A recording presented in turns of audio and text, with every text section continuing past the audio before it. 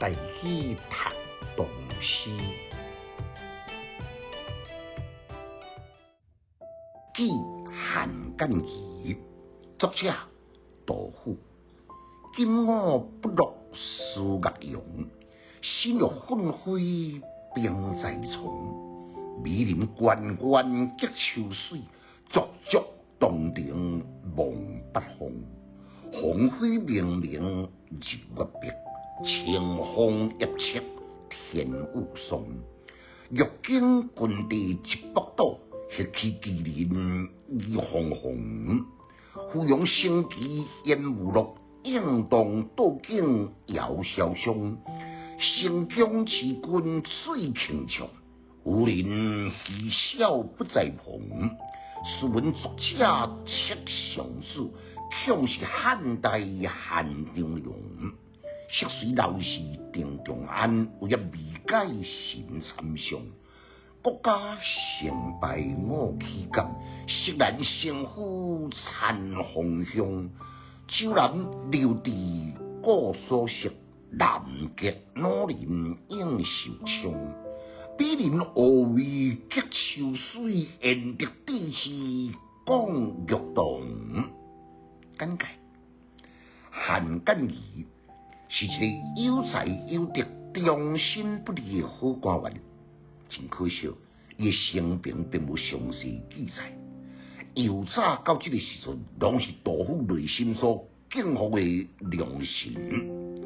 忽然间听起诗歌过题，温起伫岳阳，笔感交集，写一首古体游仙诗，婉转来痛笑栋梁温体，是朝廷也是万民百姓最大的损失。弦外之音，是不是伫感伤自己的际遇呢？头一段情深意重，抒怀温体伫岳阳的韩干仪，尽管此间有一水之隔，奈何鬓毛横心，忧心无力，只有便想想，会记真爱坐伫洞庭湖畔来洗骹，同时来思考天下事。虽然无情，风叶已经由青来变红了，天空也开始来落霜秋至。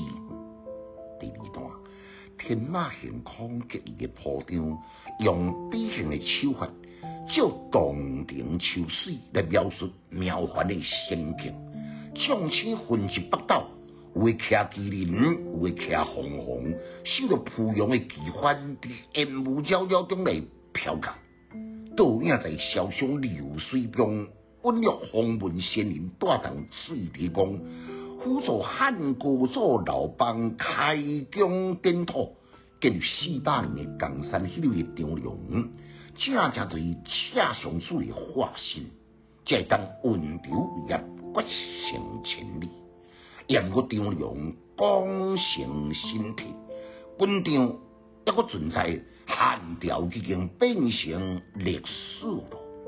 第三段呢，写汉干仪敢像张良在世，为怎样会敢像昔时的太史公滞留伫洛阳呢？国家正正需要照重这款的栋梁来负起重任，以免来温体饮食方向呢，令天下万民来玩笑。南极星上现，天下就要来平治咯。你为啥要阁过离秋水？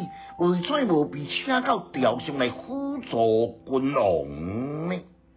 总结，规篇的主角虽然是韩干仪，但我数据的字类行间呢，处处拢有看到杜甫的身影。究竟是要写韩干仪，抑是家己内心情绪的自讽呢？读诗的囡仔白学歹，有气质，有文采，读诗快乐哦。